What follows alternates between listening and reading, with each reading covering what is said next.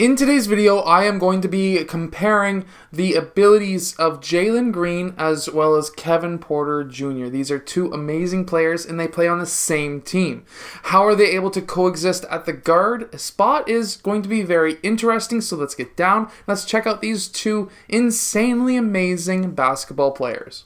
So one thing really quickly is they usually play on opposite sides of the court. This is very, very good because of course they're both at the guard position, so that means the other team needs to put their best defender on one of these two players. Now when that happens, with them playing on opposite sides of the court, that amazing defender, as an example, is going to have a very hard time keeping up with both of these players. So when the Houston Rockets are able to get that pass into the key, if they can kick it back out, especially on that help side defender, guess what? We're going to have one of those two players wide open. And we see this once again, even though this is more of a zone that the other team is playing, we can see that Jalen Green denies that screen and then attacks back down the middle. He has Kevin Porrter Jr. on the opposite side, and what happens is he could kick out that extra pass for an open three, but because Jalen Green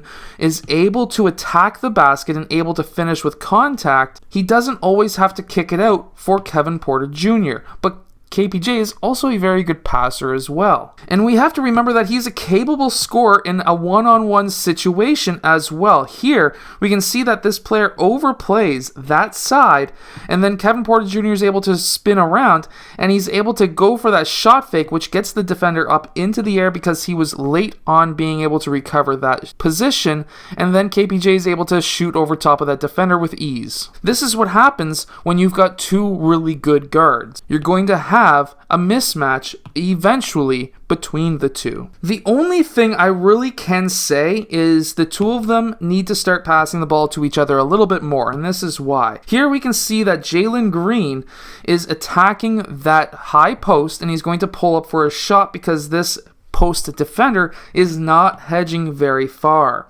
And because of that, he could go up for that shot, in which he does. We can see that right here. However, KPJ, if moving off ball a little bit more, what's a higher or better shot? One that's a mid-range shot, which is of course starting to become more and more prevalent again in the NBA, or a three-point shot, considering there's only about a 5-foot difference.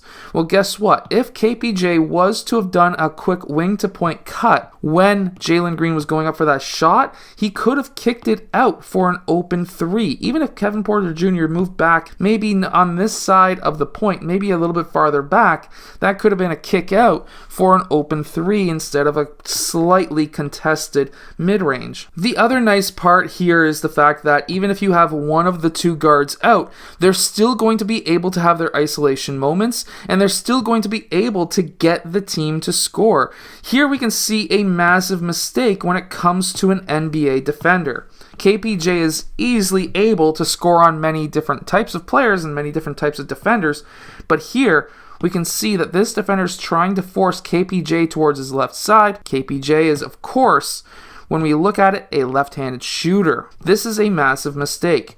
You never want to force a player one way or the other at the NBA level. You want to play them straight up because they're going to destroy you either way. And here, he can do a quick jab cross, which backs that defender up. And when he does that, he's able to go back towards his right side.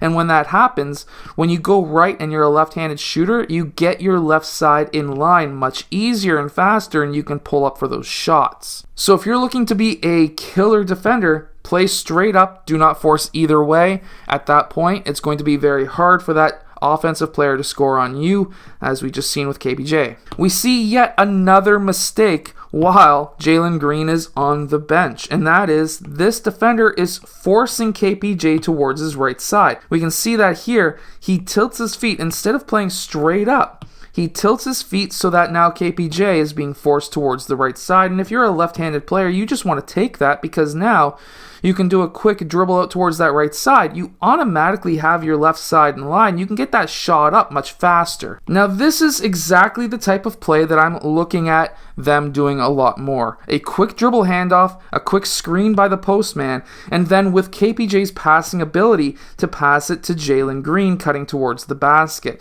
There's many different options in plays like this, but KPJ is one of the best passers on the Rockets, and if he can get Jalen Green attacking the rim like this, Jalen Green has hands and also the ability to finish around the rim. That is crazy. So when you combine KPJ's shooting, defense, and passing with Jalen Green's, and I'm going to say he has pretty good defense. It's not the greatest, but he's got pretty solid defense.